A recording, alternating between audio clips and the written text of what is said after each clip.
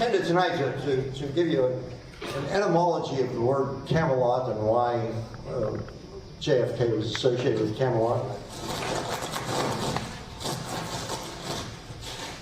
Brought along an old 33 1/3 album, Camelot, and I was going to tell you why this is all about Camelot, but I'm not going to do that. I was very impressed by the questions you asked President Shalala. One of you asked President Shalala, how do we compare with the students of the 60s? Are we better or aren't as good? How do we compare with them? And another one asked, are you inspired by any of the candidates appearing now? Is there anyone here you really inspires you? And I heard many of you asking a question that was not articulated but was implied in many of your questions. The question is, where is John Fitzgerald Kennedy now that we need him? Where is he now? And I want to try to answer that question for you. And what I'm going to tell you, maybe everyone will disagree with. What I'm going to say, maybe everyone will disagree with.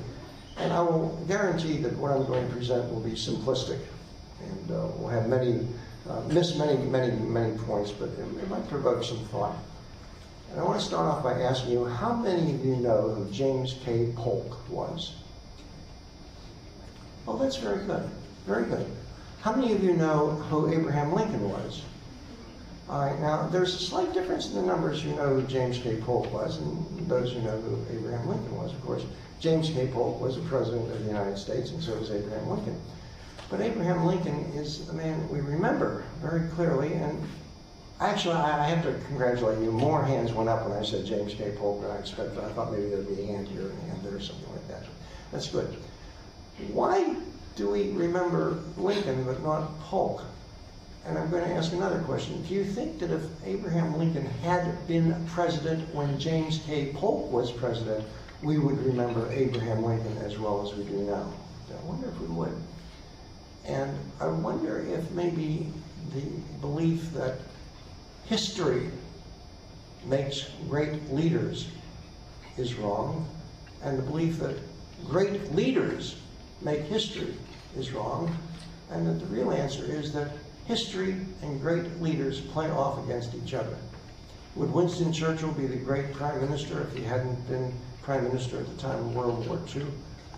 I don't know, but I suspect not. And I'm going to suggest to you that John F. Kennedy is remembered by me and by others with fondness, and remembered as a leader with electricity inherent in him because of the times. I'm going to be a little bit brief, and I'm going to be quite a bit simplistic, but let me point out that you may remember I go back all the way to Herbert Hoover. So I don't remember Hoover, but I remember Roosevelt, and I remember Truman, and I remember some of the others. And I remember particularly the 1950s. Now this is about the 60s, but I remember the 1950s. And I remember the 1940s. 1940s, the United States of America was engaged in a tremendous war, World War II.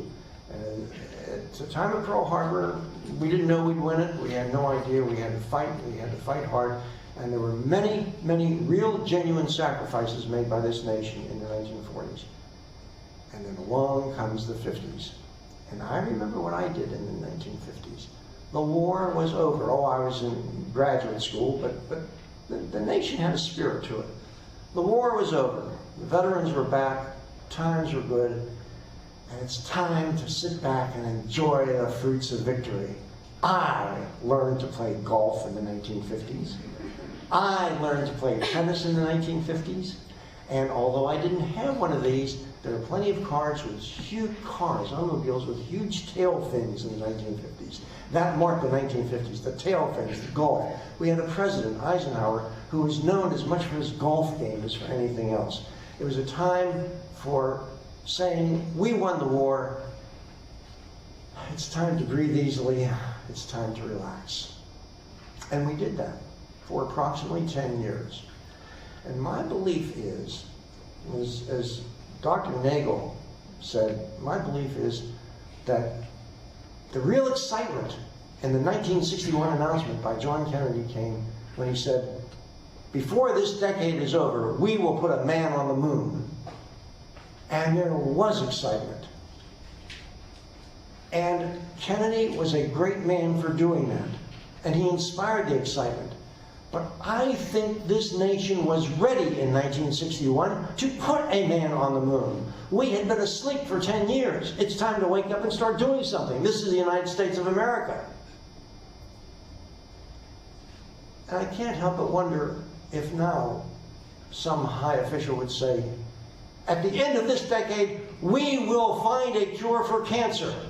We will put a satellite on Mars. We will do something of that sort.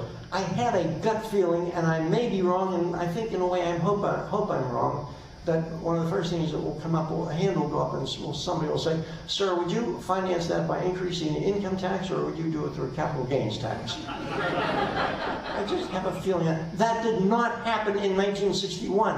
When Kennedy said, we'll put a man on the moon, we said, wow, let's do it. I just have a gut feeling that wouldn't happen today. So the question, are we as good as the students were back then? Are we better, or aren't we as good? You're better. I was a student back then. You're better.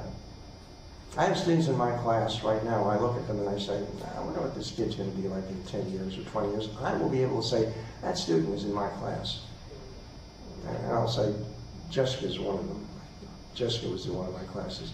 And I'm going to be happy to be able to say that you were in my Chemistry 101 class, Jessica. But this isn't 1961. This is 2002. And I don't know that we are coming out of an era that we came out of in 1961, an era of 10 years of just plain relaxation. I'm not sure what the era is right now. But the simplistic thought is, John F. Kennedy, where are you now that we need you? I wonder, do we really need him? I sense very strongly that you are excited by President Shalala's comments about her work in the Peace Corps. I sense very strongly that you would love to do something like that too. And this is a downbeat statement I'm making, but from my experience, from Herbert Hoover on, this isn't the time for it. I'm sorry, I just don't know that it is. So the question, John F. Kennedy, where are you now that we need you? I don't know that we as a nation do need John F. Kennedy now. I just don't know. And I'd like someone to say, Snyder, you're dead wrong, and here's why. That's all I have to say.